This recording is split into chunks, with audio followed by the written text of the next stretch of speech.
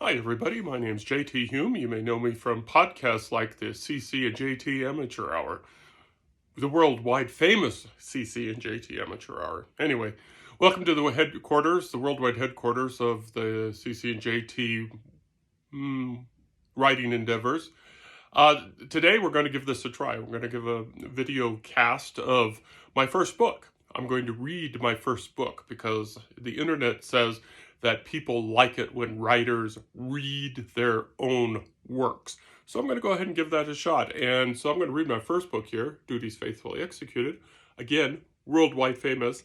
I think 3 people got it, maybe 4. Even so, I'm going to go ahead and read the first chapter just as a test. I'm going to put this up on the YouTube thing and just put it out there for people just to look. And I'm going to read chapters every once in a while. No set schedule or anything like that.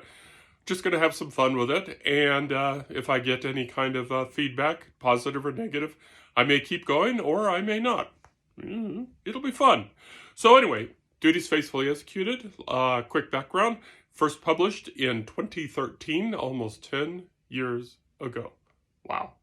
10 years ago. It was a NaNoWriMo thing, and NaNoWriMo is where every November, people sit down and write 50,000 words. And so it was my first attempt to see if I could write a real book, because something I'd been thinking about for like all my life, and I actually did it. And then my awesome aunt did me the honor of editing it. And the cover was basically a random cover I got off the internet, that cover.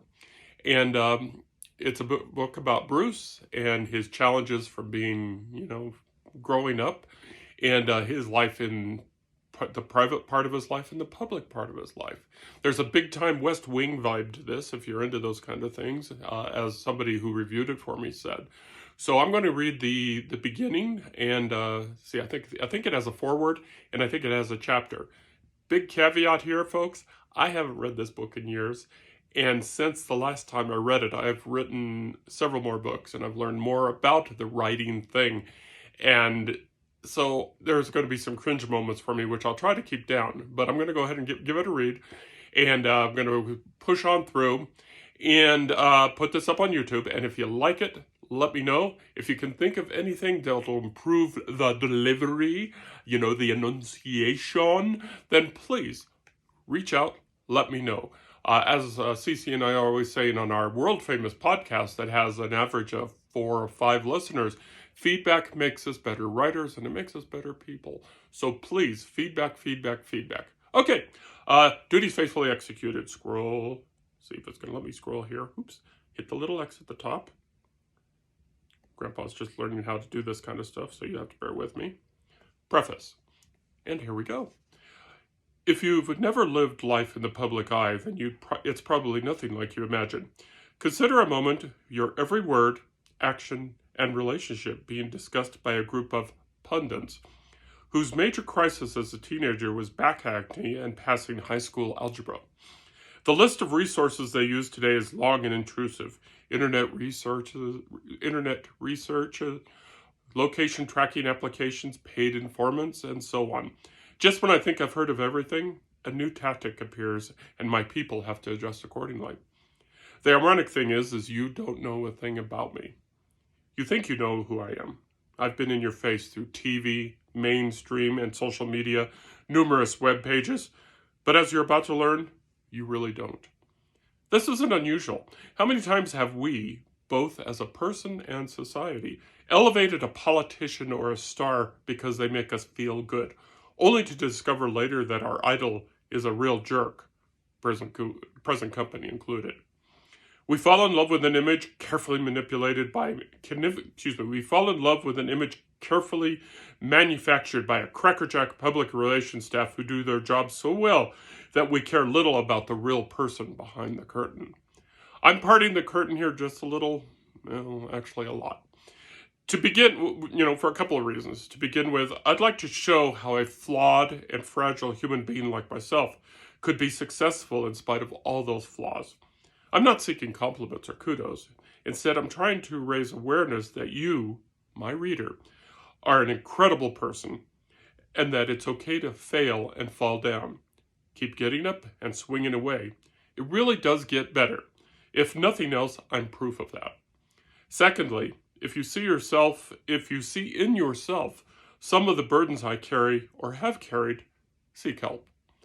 Reach out to a trusted loved one. If the load's too heavy, then get a professional help. There's no shame in this. A drowning person usually calls out before sinking to the bottom of the lake. Sometimes the biggest challenge is understanding the depth of the water under us. This intensely personal moment in this memoir may be uncomfortable. I spoke to each participant involved to let them know what I planned to write. Many gave permission, though some did not. Any gaps of narrative are most likely for that reading. Any gaps in the narrative are most likely for that reason, aside from my writing inability. The loved ones, friends, and others who've passed on are portrayed as respectfully and as honestly as possible. All mistakes and oversights are mine and mine alone. During this journey, I've met and been touched by millions. Each of you helped shape me in some ways, and for that I'm grateful. You have a viable share in my successes. Again, my failures are mine and mine alone. This book is dedicated to you. You have my undying thanks.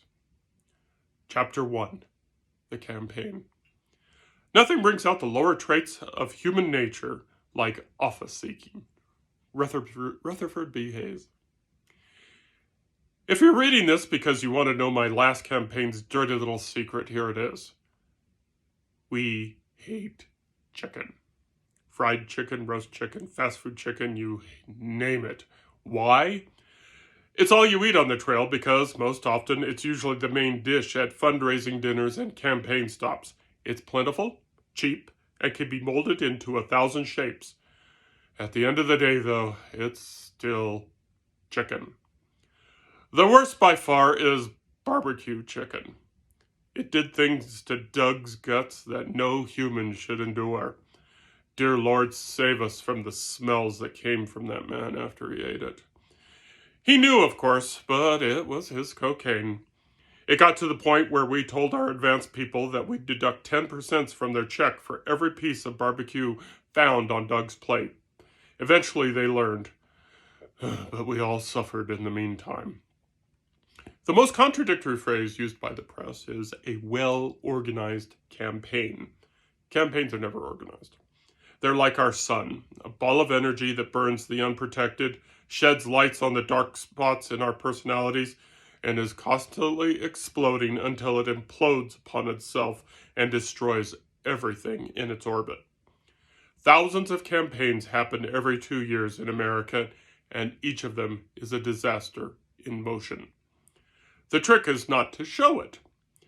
After the first Tuesday in November, most campaigns and their would-be elected ones become trivia questions in bars around the Beltway. Friendships are destroyed, children are forgotten, the sex is hurried, and most marriages are revealed for the shams that they are. But campaigns are essential because they are the fire that vaporizes the weak and forges the strong into viable and electable politicians. Every night on the trail, I whispered one simple prayer. Please elect me so I'll stop running. Anyway, that's chapter 1 of Duties Faithfully Executed. Like I said, I plan to do more as time goes by.